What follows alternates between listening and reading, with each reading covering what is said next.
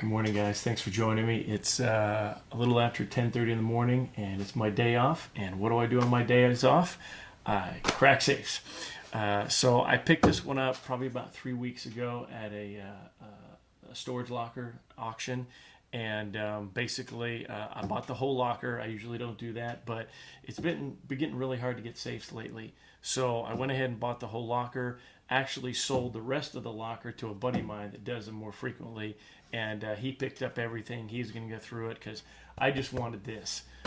So what this is a direct action Sentry safe. Pretty good size one. I mean, this is one of their larger ones in terms of a floor model. So it is a direct action. So what I'm going to do today is I'm going to use my laser puck and see whether or not we can get it going. So real quick, let's go ahead and get the laser puck set up. So this, as you guys know, is the laser puck, and it's a battery operated laser. So and what's different for the direct actions, as we've always said, is you actually place it right on the handle. So that's where you want it to go. And then what we'll do is get our little flag system set up and a little bit of tape. And I'm kind of going through this to show you guys, this method on how to do it. So you want to have something that you can write on that you can, see the laser with. So we're right about there. All right, so that looks pretty good. So right there.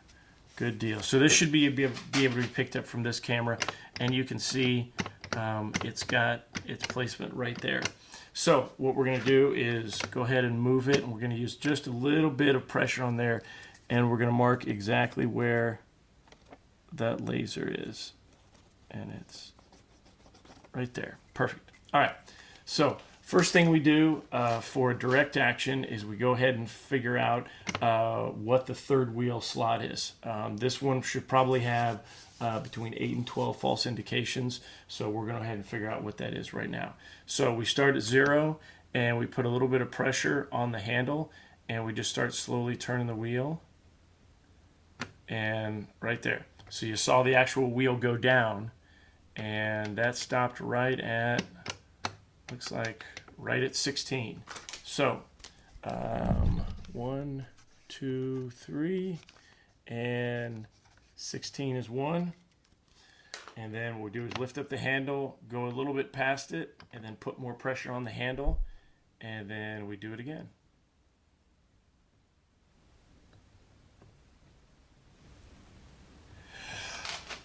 Oh wow, guys.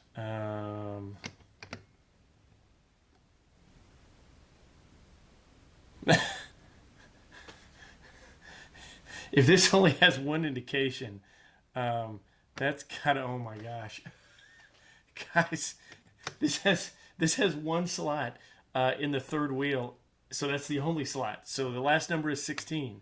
Oh, here we go, between 16 and 17. There's the opening. So wow, I'm gonna try it again real quick, and again I'm putting pressure on it. Wow, guys, there's nothing. Sentry, come on, guys. You got to at least have a couple of false slots on your third wheel. So, hey, guys, you know what? That just narrowed it down. 16, that's the last number, guaranteed. That's crazy. Okay, well, that makes it easy. So the way this dial is this model is actually kind of reversed from a standard direct action. Usually a direct action, you're going to dial to the right or clockwise. This one does actually go different. And once you've done a lot of these safes, you know which one is right, which one is left. Now, I can go backwards. It's not a big deal. It's just a different number. But on this one, it kind of makes it easy because I tend to always go the same direction. On direct action or on gate drop, I'll always actually turn it counterclockwise to begin with. It's just how my brain works. It works easier for me. And of course, you can open it that way. It's fine. It won't be the same number as the factory number, but it'll still open it. And in the end, safe cracking is all about getting it open without damaging the safe, obviously. So, all right, so let's go ahead and we're going to isolate our second wheel. So we just went counterclockwise until we engaged all the wheels. And now what we're going to do is go counterclockwise until we feel that wheel pick up. And that picks up right at 95. So we're going to push it a little bit to 96. Let's do 96. And then we're going to add tension to the wheel. And we're going to go back to our number. And we're going to check and see. Oh, I did forget one thing. So once you get the number, you want to put a new mark on it. And that's going to be your set mark for your third wheel. So, got that. All right, so let's go back. So we got that set. Let's go to 98. And always go by twos. And then midpoint looks about 17. Okay. And then we'll push it to 0. Okay, and what I'm doing is I'm going by twos and 4, and I'm looking for some type of deviation from where all the other numbers are. That's your indication. And for the laser puck, it makes it pretty easy because you can see on the paper. Now I've got it relatively close because the indications on these are usually pretty substantial. But if you get a higher quality or one that's a little bit tighter, what you can do is just put a piece of paper further away, or you can even put it on the ground, and that'll give you a really, really high fidelity, we'll call it, high resolution, where we're on 10 on deviations, and no change. So let's keep going. 12. Nope. Okay. 14. Okay. 16. Okay, so now what we're doing is we're actually rolling it all the way back. So now what we're going to do is go 17. Nope. And then 20. Good. 21. 22. Nope. 24. And again, I'm going 26, 17. 28, 17. 30, 17. And you just keep going. 32, 17. 30s. And again, if you shoot past, in this case, if you shoot past 17, it's fine because you're not moving the other wheels, and the third wheel is directly connected to the dial. So you don't have to worry about if you overshoot it with these. It's totally fine. 40, 42, 44,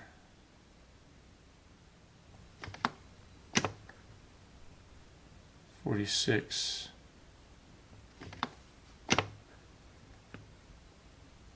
48,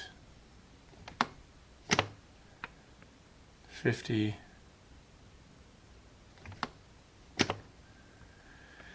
52, 54, 56, 58.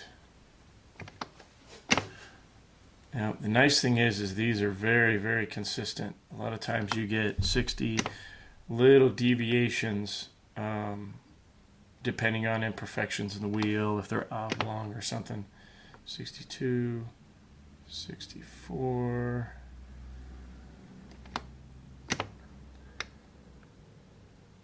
66. Oh, there we go. All right, so what it actually done is it's a little bit lower in terms of the handle on that. So that was 66. We're going to go to 68 and see if that's still there. it is. All right, so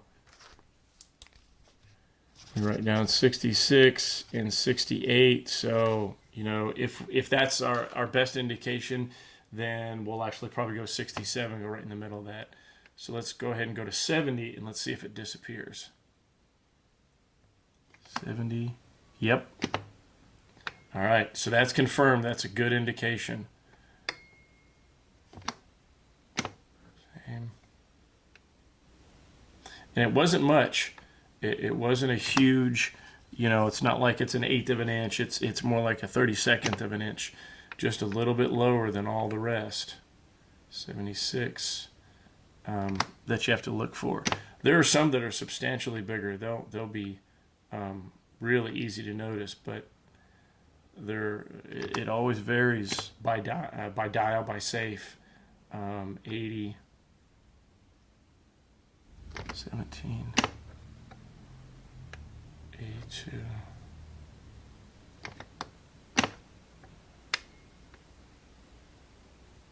84, 86. All right, we're coming around to back to 95, 88.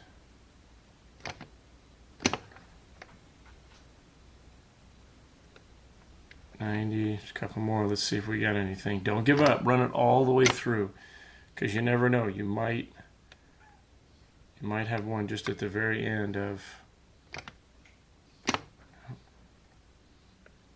And 94. All right. Well, wow. This may be a really quick safe, guys. So 67 is definitely it. Well, it's the only indication I got, so that tells me that more than likely that's going to be it. So now what we do is we go ahead and we reset all the dials with a couple of turns, and we start at 2.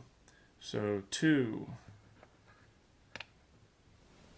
67, 17. Nope. And we're going to leave our laser puck on in case we're wrong. 4, 67, 17, 6, 67, 17,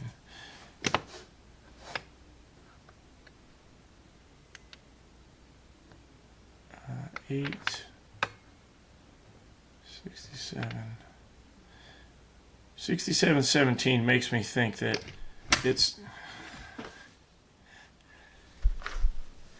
6. Actually, you know what? I bet it is. I bet it's 7. 7, 67, 17. God, geez, guys. That's just too easy.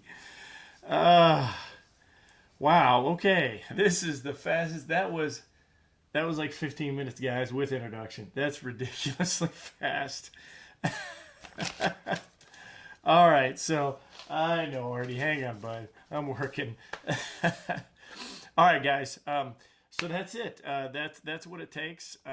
You know, and again, this is just a little laser puck that I use. It's battery operated. It's really great. Get them online all over the place. But we're open. So that's going to end this tutorial, guys. Thanks for joining me. Please look for the second half of this video where I actually open this up. I'm pretty sure there are contents in it. I can hear things moving around. But if you enjoy my video, please please subscribe. Subscriptions are great. They really keep me motivated to get these going and continue doing this. And please comment. I'd love to hear comments, good or bad, it doesn't matter, on my technique, how I set things up, how I explain things. You know, please do that. I respond to every question, and if it's just a simple comment, I'll give you a heart and a thumbs up. Even if it's a comment like, you know, I really don't like your channel, totally confusing, that's okay. I'm still going to give you a thumbs up and a heart because you took the time to do it, and I really appreciate that, guys. So having said that, I'm going to end this, and we're going to get this sucker open. So get out there and get cracking. Bye. Alrighty, go, buddy, go away. Go talk to mama. Buddy, I'm sorry. You need to go talk to mama.